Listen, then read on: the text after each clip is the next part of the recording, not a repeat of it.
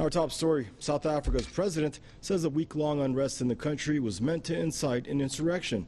Cyril Ramaphosa vowed to bring those behind the unrest to justice, saying that instigators have already been identified. He added that violence has done enormous damage to the country's economy. This comes as the death toll from the violence has risen now to 212 this Friday.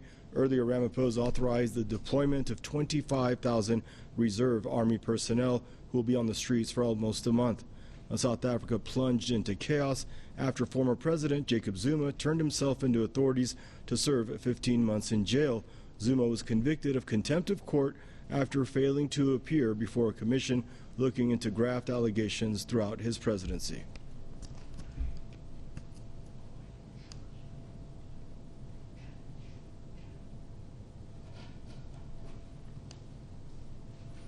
And joining us now from London for more on the story is Mr. Jonathan Ofe-Nsah, publisher at Africa Briefing. Hello, Jonathan. Pleasure to have you back on Press TV. Your thoughts on the unrest that we're witnessing in South Africa today?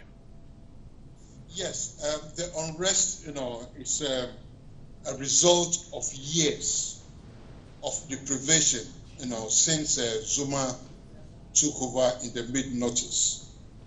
So his arrests and the riots that was begun by his supporters was the spark to ignite, the pent-up frustration, the pent-up anger of the poor, deprived Black South Africans, in the country. Right, Jonathan. But if people, especially from the working class, are upset with their economic situation and their livelihoods, basically compromised, wouldn't they be happy that the Supreme Court is going after a former president for basically draining the public coffer, and if he's actually involved in corruption, wouldn't they want him to be brought to justice instead of sticking up, or is this just an excuse? I mean, is there really more discontent with with Ramaphosa's regime and in general the state of life there in South Africa, or is it really out of love for Jacob Zuma? No, it is the latter. It is not the latter. Okay, like I said earlier on, his arrest, and the riots by a few of the core of his supporters, ignited, that pent-up frustration. Because, like you said, the people have been frustrated. There's a lot of resentment, simmering, below the surface because of years of deprivation, economic deprivation. They don't know where. Look, they've been deprived of social services, social amenities, and so on and so forth.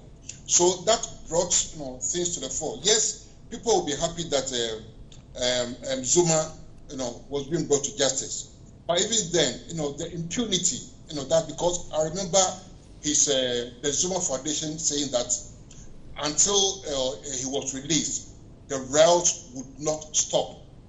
Okay, so that is the impunity that the people were fighting against. But one cannot discount the element of criminality, involved, because some criminals will by all means take advantage of the situation and go and do what they've done.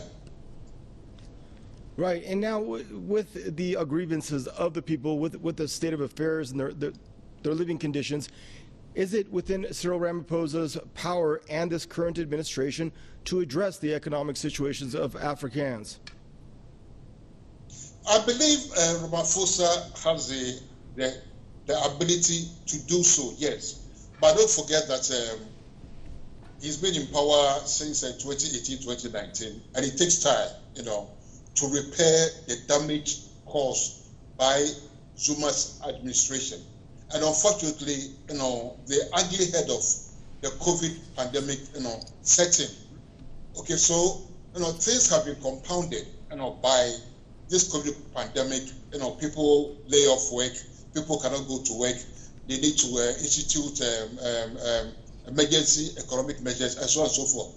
So yes, but I believe that Ramaphosa has the ability, but like many other African countries, his efforts are being hampered by the COVID pandemic. And Jonathan, what about external forces? Are there any external forces in play here impacting how South Africa is run, or is this a completely internal matter that needs to be addressed? I will say it's a completely internal matter. Look, South Africa is Sub-Saharan Africa's most advanced country. They have the institutions and so on and so forth. But what is happening, right? It's all internal. Internal dynamics, have brought all this about. Thank you, Jonathan. Always a pleasure to have you on, Mr. Jonathan Ofi Ansa, publisher at Africa Briefing there, joining us. Stay safe, Jonathan. Thank you.